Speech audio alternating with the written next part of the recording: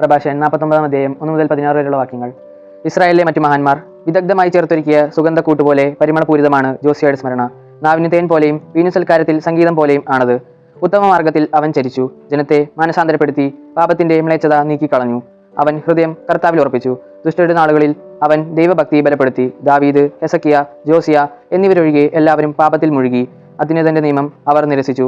അങ്ങനെ യൂദാ രാജവംശം അസ്തമിച്ചു. അവർ അധികാരം മറ്റുള്ളവർക്ക് അടിയറ വെച്ചു, തങ്ങളുടെ മഹത്വം അന്യജനതയ്ക്കും. ജെറമിയ പ്രവചിച്ചതുപോലെ ആ ജനത വിശുദ്ധ മന്ദിരം സ്ഥിതി ചെയ്യുന്ന തിരഞ്ഞെടുക്കപ്പെട്ട നഗരത്തിന് തീവെച്ചു, അതിന്റെ തെരുവുകൾ ശൂന്യമാക്കി.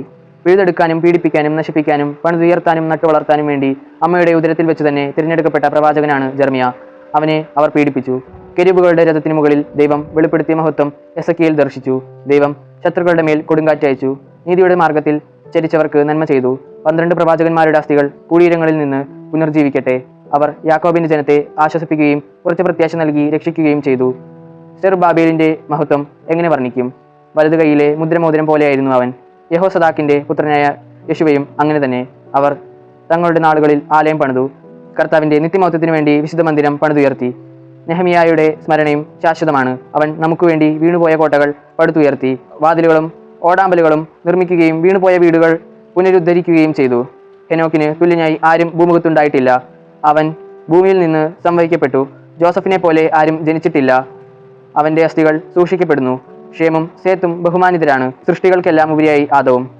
49 അധ്യായത്തിൽ നിന്നുള്ള ചോദ്യോത്തരങ്ങൾ. 1-ാം ചോദ്യം. പ്രഭാഷകൻ അധ്യായം 49 എത്ര വാക്യങ്ങൾ? ഉത്തരം 16. ചോദ്യം 2. പ്രഭാഷകൻ 49 അധ്യായത്തിലെ ഏക ശീർഷകം. ഉത്തരം ഇസ്രായേലിലെ മറ്റു മഹാന്മാർ. ചോദ്യം 3. വിദഗ്ധമായി ചേർത്തൊരുക്കിയ സുഗന്ധ കൂട്ടുപോലെ പരിമളപൂരിതമായത് ആരുടെ സ്മരണയാണ്?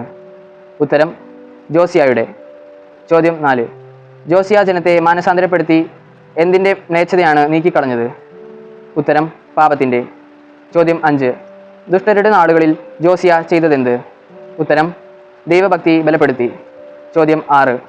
ദാവീദ്, ഹെസക്കിയ, ജോസിയ എന്നിവരൊഴികെ എല്ലാവരും പാപത്തിൽ മുഴുകി. അവർ നിരസിച്ചത് എന്ത്? ഉത്തരം അത്യുന്നതന്റെ നിയമം. ചോദ്യം 7.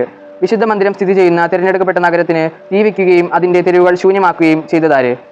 ഉത്തരം അന്യജനത. ചോദ്യം 8. കെരൂബുകളുടെ രഥത്തിന് മുകളിൽ ദൈവം വെളിപ്പെടുത്തിയ മഹത്വം ദർശിച്ചതാര്? ഉത്തരം എസെക്കിയേൽ. ചോദ്യം 9. നാവിന് എന്തെന്ന പോലെയാണ് ജോസിയയുടെ സ്മരണ എന്നാണ് പ്രഭാഷകൻ 49 അധ്യായം 1-ാമത്തെ വാക്യത്തിൽ പറയുന്നത്? ഉത്തരം തേൻ. ചോദ്യം 10. പ്രഭാഷകൻ 49 അധ്യായം 6 അന്യജനത ശൂന്യമാക്കി എന്ന് പറയുന്നത് എന്ത്? ഉത്തരം നഗരത്തിന്റെ തെരുവുകൾ.